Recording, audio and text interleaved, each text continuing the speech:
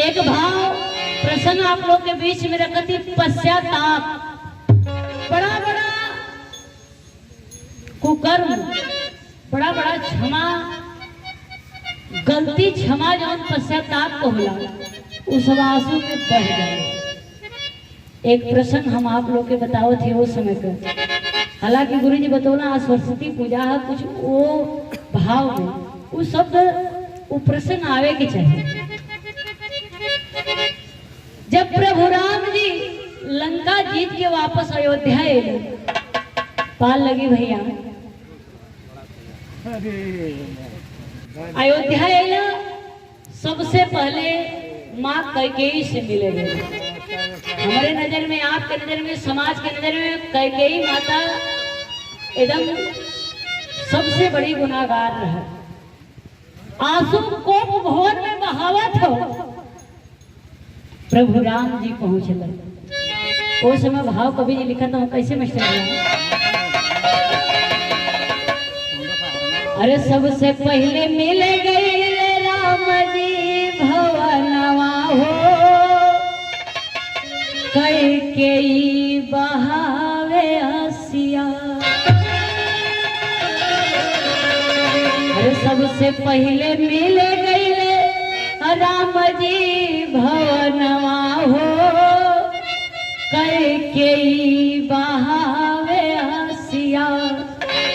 छुआ जनी बेटा मोर चरणवा हो, कैकेयी बहावे आसिया।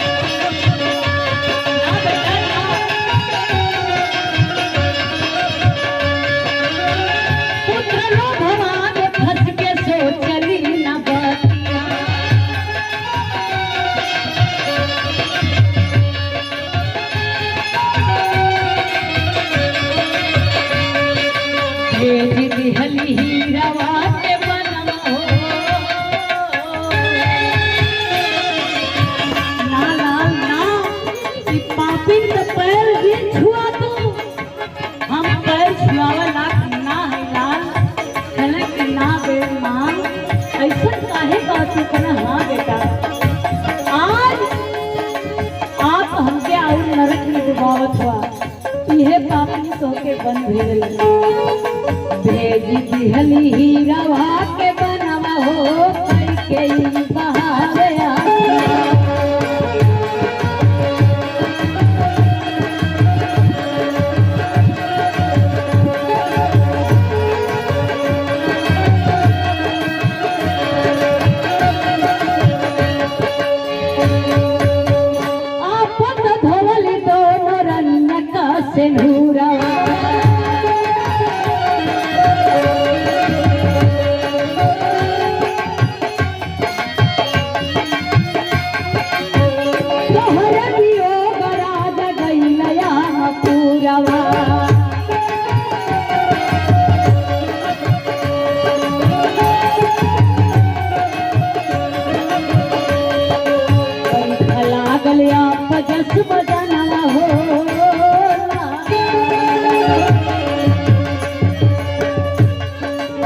रो रही है।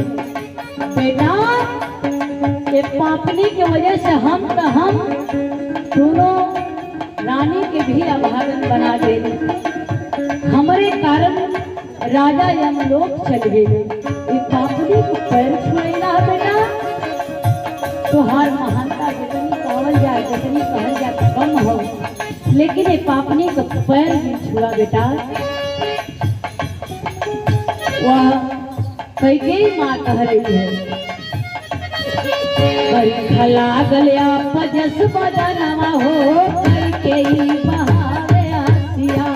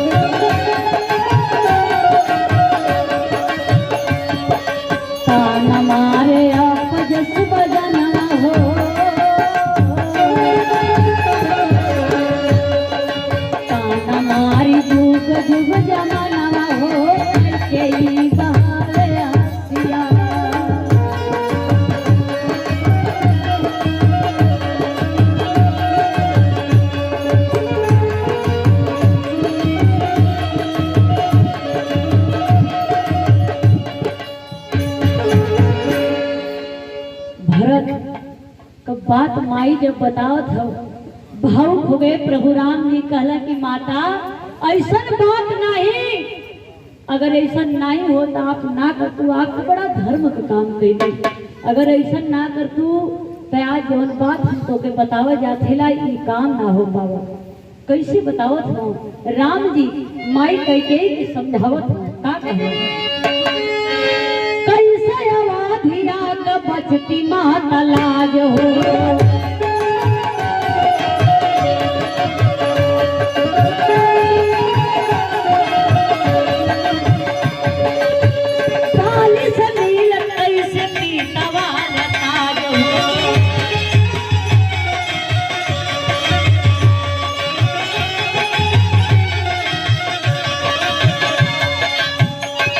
रखल रघुबर समानवा हो,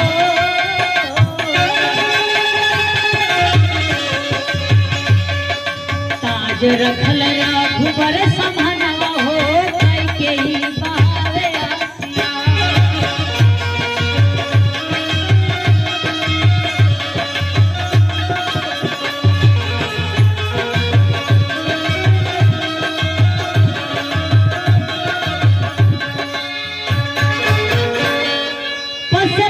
सुन के खुशी भइल नर नारी,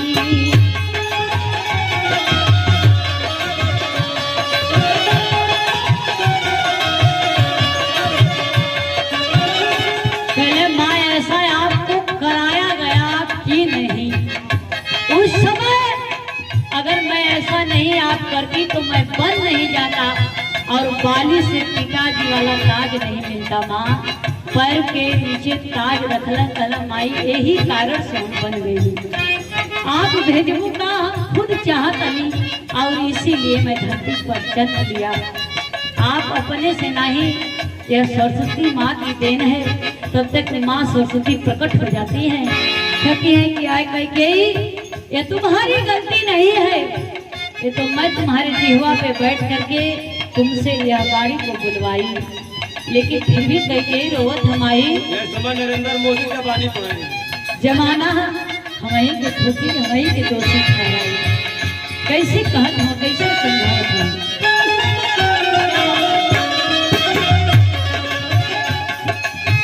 पसता सुन के खुशी भइल नार नार,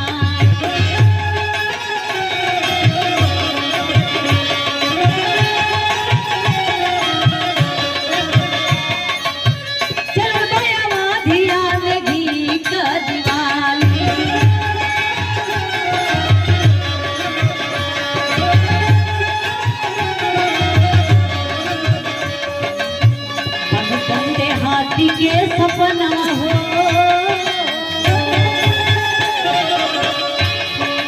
अनुपम देहाती के सपना